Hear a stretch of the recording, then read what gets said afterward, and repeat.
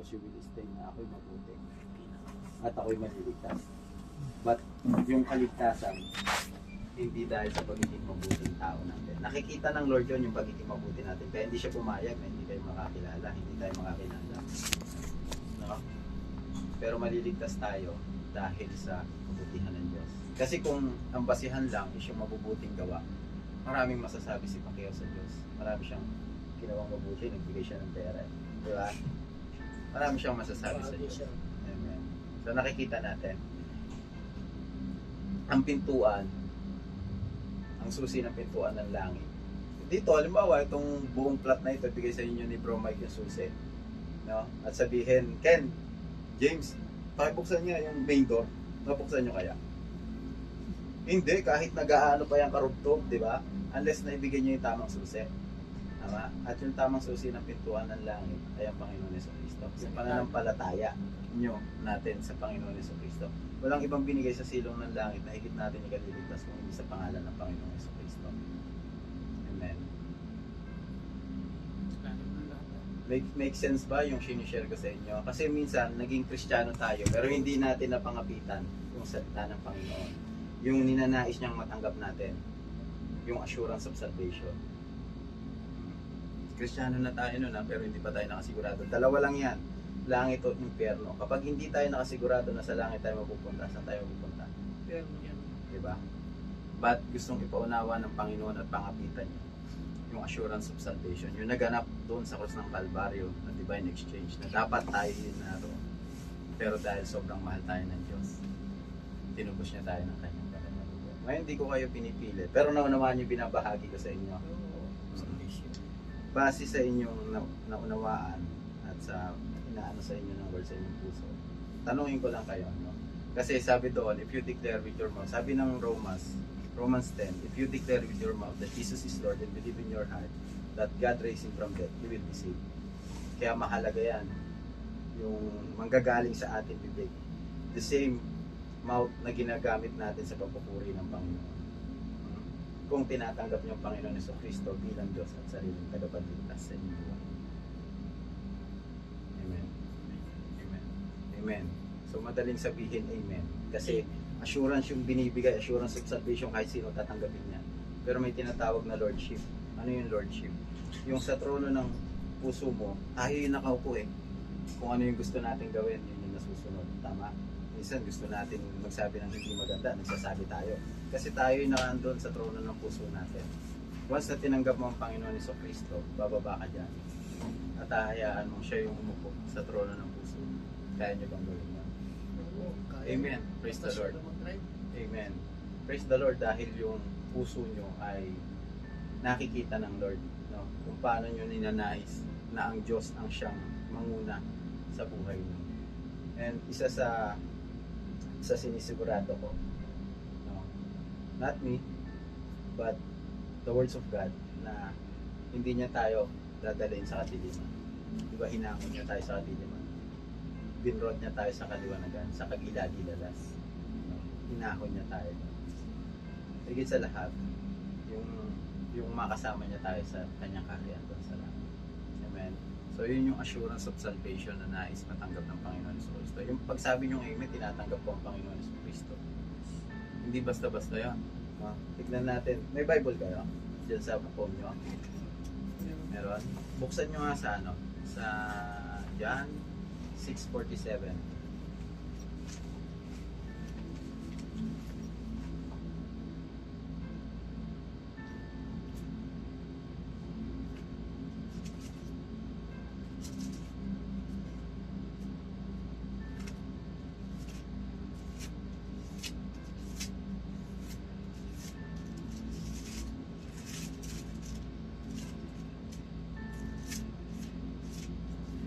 Anong sabi bro? John 6:47.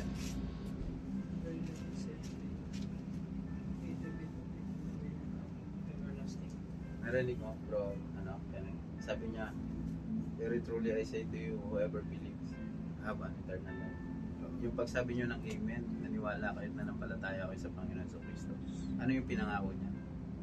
You have everlasting life. Amen. Tignan niyo sa John 3:36. Tingnan nyo sa John 3:36.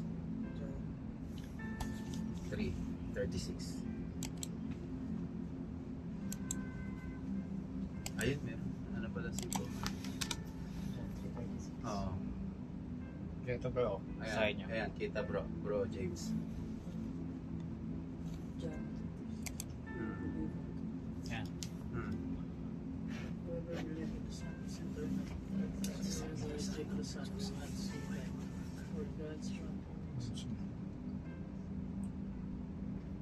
Whoever believe in the Son has eternal life.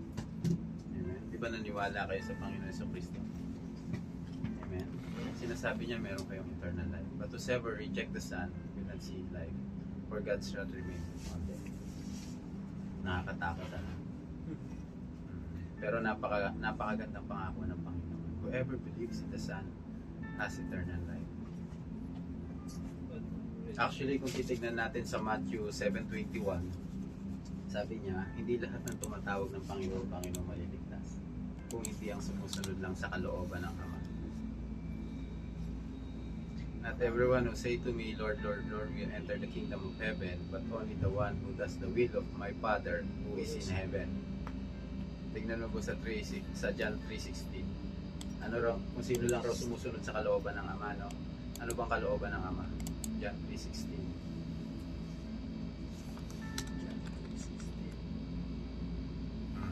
For God so loved the world that He gave His only begotten Son, that whosoever believed in Him, yun lang ang ano ng Ama. Yun lang ang nais ng Ama. Sinong maniwala at manampalataya sa akin bugtong na anak shall not perish but have an eternal life. Amen. Grabe, no? Yan yung pinangahawakan ko pa natin. Amen. Kaya ako inuna yan sa inyo, bro. Kasi nga, napaka-prone natin pag hindi naging firm, naging matibay yung pundasyon ng ating pananampalataya. Operan lang kayo ng magandang sahod. Reality kasi ako, ito yung stand ko dati. Praise the Lord dahil hindi na dyan ang Panginoon. Operan lang kayo magandang sahod, magandang posisyon. Convert ka. Kung hindi malalim at wala kang relasyon sa Diyos, napakabilis. Ngayon, di ba sa'yo may pamilya ka? Ano pangalan sa mo? Janice. Nanay mo. Ano sabihin sa'yo ni Janice? Si Kenneth, wala naman yan nagawa sa akin. Wala naman naitulong yan sa akin eh. Sabihin ni Nanay Rosalie. Si James, wala na itulong yan. Walang nagawa yan. Ano mararamdaman nyo? Sakit, di ba? Ganon din ang Panginoon. Kapag kayo hindi naging matibay at naiba ang inyong pananampalataya. Ginawa niya na lahat, therefore it's given in behalf of Christ. Not only to believe in Him, but also to suffer. Stand in your faith. Grabe, no?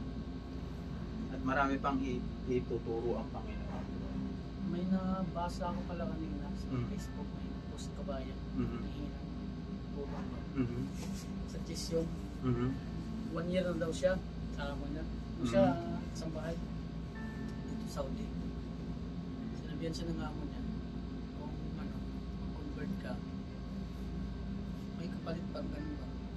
Yun yung mga i-offer. Maraming nag-commitment ko na Yun yung mga i-offer, bro. huwag kabayan kasi hindigan mo kung ano sa ganun. Sabi naman Kasi- mag-convert ka para hindi magbago yung pagkikitungo ng amo mo. Mga nabasa ko lang. Kaya napakahalaga na nagbabasa tayo ng Bible. Itong mga pag-aaral na ito. No? Kasi maaaring wala pa dun sa stage na yun yung ating faith. Hindi pa natin narinig. No? And praise the Lord dahil blessed tayo dahil narinig natin. Paulit-ulit ko yung sinishare.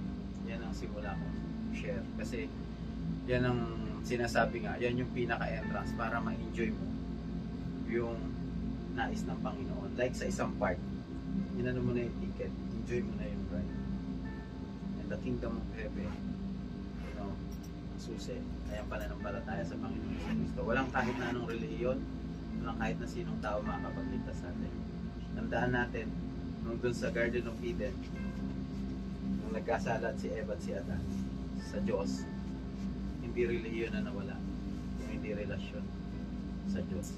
At yun yung nais ng Panginoon. Magkaroon tayo ng relasyon sa Kanya. Amen. Amen. Praise the Lord. At siguro kung okay lang, ililid ko kayo ng prayer sinner. No? Alam ko naman na nakapag ano na ba kayo niya prayer sinner. Pero ganun pa man, gawin pa rin natin kung okay lang sa inyo. At ililid ko kayo sa panalangin na ito, may panalangin. At ituring nyo ito na pakikipag-usap nyo sa Diyos. Wala itong kabuluhan kung walang sinseridad at walang mataas na paggalang. May ginagamit lang ng Panginoon yung mic, no?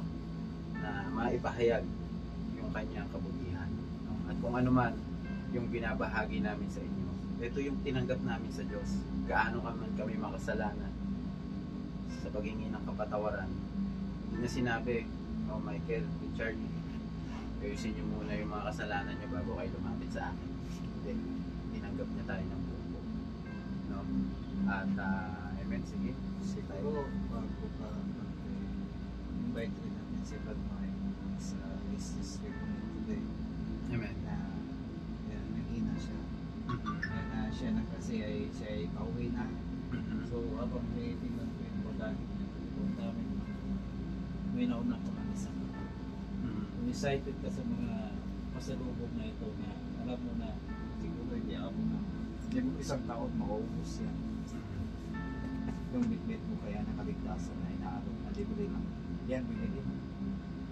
Pero yung kaligtasan na matatanggap mo kayo, yan yung eternal na ipapasalubong mo sa pamilya.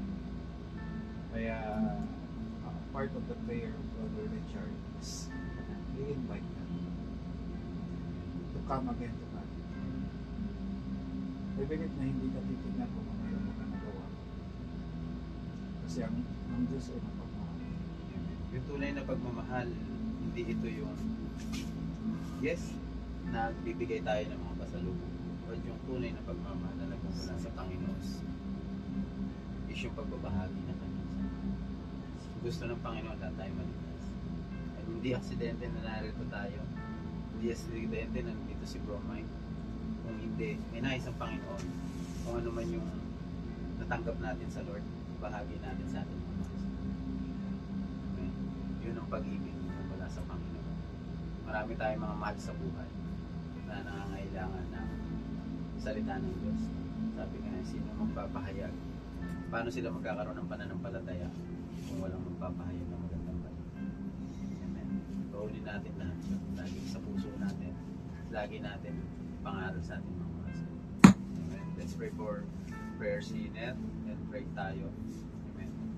Sundan nyo lang ako sa may panalangin. Panginoong Hesus, Panginoong Jesus, maraming pong salamat maraming salamat sa mga oras na ito. sa mga oras Narinig ko na ang magandang balita ng kaligtasan. ang magandang balita ng kaligtasan. Na nalaman ko Na nalaman mo, kayo ang siyang Kristo. tayo siyang Kristo. Namatay sa krus. Namatay sa Diyos. Tumubos sa aking mga kasalanan. Nagdabog sa akin sa Panginoong Hesus, Panginoong Jesus, mula ng aking pagkabata wala na aking pagkakat hanggang sa ngayon, hanggang sa hinihingi ko po ng kapatawaran hinihingi ko po ng kapatawaran ang aking mga pagkakasala. ang aking mga pagkakasala. Panginoong Hesus, Panginoong Jesus, mula ngayon, wala ngayon, binubuksan ko po ang aking puso binubuksan ko po ang aking puso at tinatanggap ka at tinanggap ka bilang Diyos bilang Diyos at sariling tagapagligtas. at sarili ng kaligtas. Panginoong Hesus, Panginoong Jesus, mula ngayon, wala ngayon, tatalikuran ko na po ang kasalanan. tatalikuran ko na po ang kasalanan. Tulungan niyo po ako, Tulungan niyo po ako. kayo po ang siyang manguna sa akin. Kayo siyang mga sa aking buhay. Panginoong Hesus, Panginoong Jesus, maraming pong salamat maraming po salamat sa kapatawaran, sa kapatawaran, sa kalinisan, sa kalinisan, sa buhay na walang hanggan. sa buhay na walang hanggan. Panginoong Hesus, Panginoong Jesus, maraming pong salamat maraming po salamat sa pagsusulat sa akin sa pagsusulat sa akin sa aklat ng buhay. sa aklat ng buhay. Ama, purihin po kayo Purihin po kayo sa pangalan ng Panginoong Hesus, sa pangalan ng Panginoong Jesus, sa pakisan ng Banal na Espiritu. sa pagkikisa ng Banal na Espiritu. Amen. Amen. Praise the Lord. Hallelujah. Praise the Lord. Hallelujah. And sige, kapit tayo ng kamay at pag-pray natin si Bro Mike at ang bawat isa. Hallelujah, Lord. Salamat po, Panginoon, sa mga oras na ito, Diyos. Lord, na kayo ang siyang naitaas sa aming mga buhay, O God. Lord, alam namin, Panginoon, na our situation, Panginoon, ay kayo ang siyang magagabay at tutulong sa amin, Panginoon. lakas, Panginoon, na mapangapitan ng iyong mga salita sa amin, mga buhay, O God. Lord, I pray and declare, Panginoon, buhay ni Bro Kenneth, buhay ni Bro James, buhay ni Bro Mike, Panginoon, ng inyong salita, Panginoon, remain, O God, sa kanilang mga puso, Panginoon, at patuloy na mangusap ito sa kanilang mga buhay, O Diyos. Lord, sa lahat, Panginoon, ng mga tinanggap nila, Panginoon, namin, O Lord, sa inyo, ay ito po'y maibahagi namin sa aming mga mahal sa buhay, Panginoon. Dalangin ko rin, Panginoon, ang mga trabaho, O God, ni Bro Kenneth, Bro James, Bro Mike, Panginoon, patuloy, Diyos, na tulungan niyo po, Panginoon, ang kanilang mga sitwasyon, O God. Touch niyo po, Panginoon, ang heart ng kanilang mga employer, O God, na magiging maayos, O God, ang kanilang mga trabaho, O God. And I pray also, O Lord, sa kanilang mga mahal sa buhay, Panginoon, na kayo ang siyang mag-iingat, O God, at maglalayo sa mga kapahamakan. Lord, I release the blessing, Panginoon, na nagmumula sa inyo. I release the protection, Panginoon, na nagmumula sa inyo, O God. I declare favor, Panginoon, sa kanilang mga buhay, O God. I declare, O Lord, na sa kanilang mga buhay, O God, ay ma-hunger sila, Panginoon, sa inyong salita at sa inyong presensya, Panginoon. Use our life, Panginoon, to lead your people, O God, to lead your servant, Panginoon, to your people, God. Lord, gamitin yung aming mga buhay. Buhay namin ni Bro Mike, Panginoon. Kung saan, Panginoon, mga laga, O Diyos, na mga kaluluwa, Panginoon, na nais niyo, O God, na madala sa inyo. Paanan, Panginoon. Patuloy namin sinusuko, Diyos, ang aming mga buhay sa inyo, O God. Kayo ang siyang malaya, Panginoon, na kumilos sa aming buhay, O God. Maraming pong salamat, Panginoon, sa mga oras na ito, O Diyos. Dahil dinadyan niyo, Panginoon, na pagpakapitan namin, Panginoon, ang assurance of salvation, ang inyong libreng regalo, ang buhay na walang hanggan sa pamamagitan ng aming pananampalataya sa Panginoon Jesucristo, sa pagtalikod sa aming mga kasalanan, Panginoon, at pagtanggap sa Panginoon Jesucristo sa aming buhay bilang Diyos at sariling tagapagligtas. Sabi sa inyong salita, Panginoon, if you declare with your mouth that Jesus is Lord and believe in your heart that God raised him from them, you will be saved, Panginoon. We will hold into your words, Panginoon, that we will be saved, Panginoon. At walang makakaagaw nito, Panginoon. Dahil sabi niyo sa inyong salita, ang lahat ng pinagkatiwala niyo, Panginoon, sa Panginoon Jesucristo ay hindi ito kayang alisin sa inyong mga kamay, Panginoon. Lord, ang aming mga pangalan, ang mga buhay, Panginoon, i-declare na, Lord, na hindi niyo ito hahayaang lumayo, Panginoon, sa inyong presensya, sa inyong kabutihan, Panginoon. At magagamit niyo kami, Panginoon, maibili, O God, sa inyong basan, Panginoon. Ano man ang aming mga sitwasyon will not hinder, Panginoon, ang mga kalooban, O God. And your will be done sa aming mga buhay, sa aming mga pananampalataya. Lord, sa buhay ni Bro Mike, Panginoon, patuloy, Panginoon, I declare that He will rebuke the word, He will rebuke himself, Panginoon, and He will rebuke the devil, O God.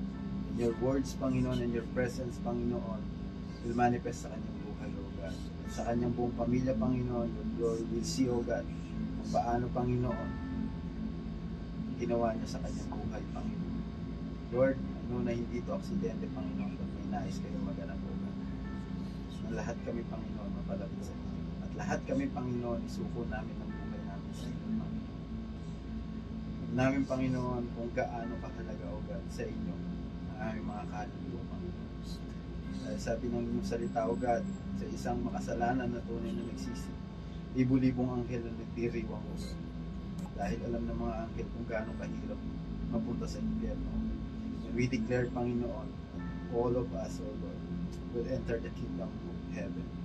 And we will see you face to face, O God, after this life, Panginoon. Lord, maraming salamat, O God. At Lord, ano man yung desire, Panginoon, sa puso ng bawat isa, O God, na nakita nyo according to your will. Saan nyo mandalin si Bro Mike, Bro Michael, si Bro Kenneth, si Bro James, Panginoon. Your love will remain, Panginoon, sa aming mga buhay, O God. And you will use us, O God, Panginoon. Like a seed na natanim sa gilid ng ilog, na tumubo at naging puno at naging maberde ang dahon at mabunga, Panginoon, mabunga sa mga kaluluwa, Panginoon, sa pagbabahagi ng salita. Lord, maraming pong salamat, Panginoon. Greater in you and less than us, O God. We glorify your name.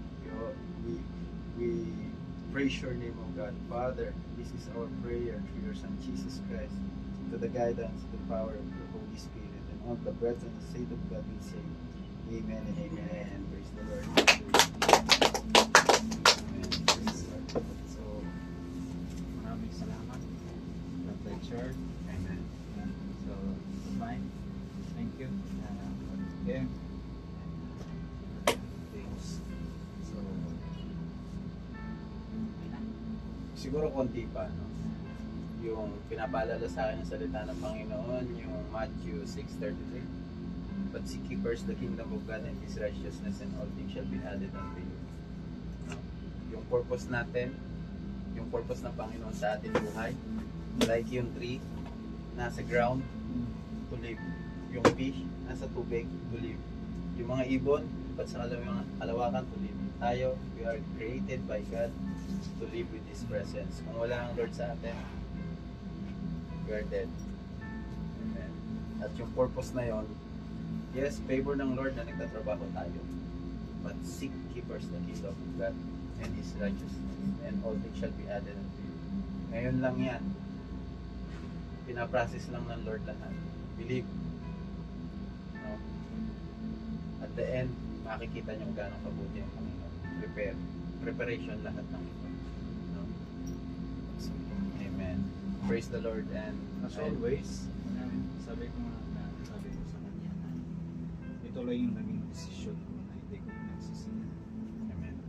Sa sobrang tagal ko na ako'y naging tupak ligaw. No? For how many years na nasagnak sa inyo lahat ng vision na tingin sa mundo ay masaya. Pero bakit hindi ko kayang ipagpalit kung ano yung naranasan ko? At bakit ko ito binabahagi sa inyo? Bakit niya ito binabahagi? Kasi ito lang yung naging karanasan namin na naging kumpleto yung buhay namin. Kasi dati kahit malaki na sahod, hindi ka pa rin kumpleto. Ito masaya. Parang may Hindi ka, nahanap ka. may hinahanap ka pa rin. Pero ngayon, sa kung anong meron kami ngayon, masaya kami. Hindi kami masaya kung ano yung sahod na matatanggap namin. Although kailangan natin. Pero nagiging masaya kami sa mga ganitong gawain. Sa salita ng Panginoon, kung nasaan ang iyong kayamanan na riyon ang iyong puso. Amen. And ito yung treasure natin. Papurihan ng Panginoon, kaya yung puso natin na rito. Amen. Amen. At Thank you, Lord. salamat dahil ngayon na-invite niya ako. Alam niyo, nabibless ako kasi gano'n na ako pinagkakatiwalaan ng Panginoon. Kung titignan ko yung buhay ko, walang kabuluhan. Wala ako, sino ba ako? Diba? But yung Lord, iba yung ano ng Lord, iba yung ano niya. Kumbaga tayo ano tawag dito, kung sa trabaho i-level up ka niya. Promote. Ipo-promote ka niya. Pero yung promotion ng Lord, iba? Grabe, magugulat ka na ng Lord. Parang ako yung nag-ano, wala naman akong kwenta-kwenta, di ba? Pero praise the Lord sa mga buhay nyo. Salamat sa buhay ni Bro Mike, no? Nagiging kalakasan. At mga kapatid, kapag ka nais nyo, you are very much welcome, no? Ako ang lobby ng Panginoon, no? Anytime, kung sa spiritual life, no? Ano tayo, patuloy tayo nakilalanin ng Panginoon. Message nyo lang ako, kuhanin ko yung number nyo. At ni Bro Mike ay ng February, no? Kasi Prepare na kaagad, no? Malayo pa. Sabi ko sa kanya na aalis ako ng February 13. Sa kanya mo kami iwan. Oo, sa kanya ko kayo iiwan. Kasi alam ko yung puso nito. Alam ko yung puso nito. Huwag nyo rin akong tingnan, gagamitin lang ako ng Lord, but rest assured na gag-guide ko kayo sa will ng Panginoon. Kasi yun rin yung heart ko Kasi na masunod yung kalooban ng yan yung palagi kong prayer. Para sa akin, nagagalak ako kasi kilala ko kayo. Mga si Bro Michael. Nakita ko talaga yung purpose ng Lord sa kanya. Tapos pangalawa sa iyo. Masabi nila ako yung mentor na nag-mentor kay Michael sa inyo. Matinding tinanim talaga. Musilak talaga na walang ano. Ang Lord naman ang naglalagay niyan sa atin. Grabe yung ano. And praise the Lord sa buhay ng ating mga pastor. At isa lang rin, no? Kasi kahit na anong encouragement, pinakamahalaga yung response natin. No? Response nyo sa Lord. Si Bro Mike, ako, gagamitin lang ng Panginoon. But your response always to God. Amen. No? Basta- Nakikita ko yung pagiging Moises niya sa panahon ni Moises. Ganun. Lagi nyong iaano yung kahit medyo parang, kasi tayo yung feelings natin ay minsan, hindi okay sa atin kasi yung will natin yun eh. So, halimbawa parang naano tayo, parang teka lang, paano tayo? Ayoko muna sa mga ganito. Will mo yun eh.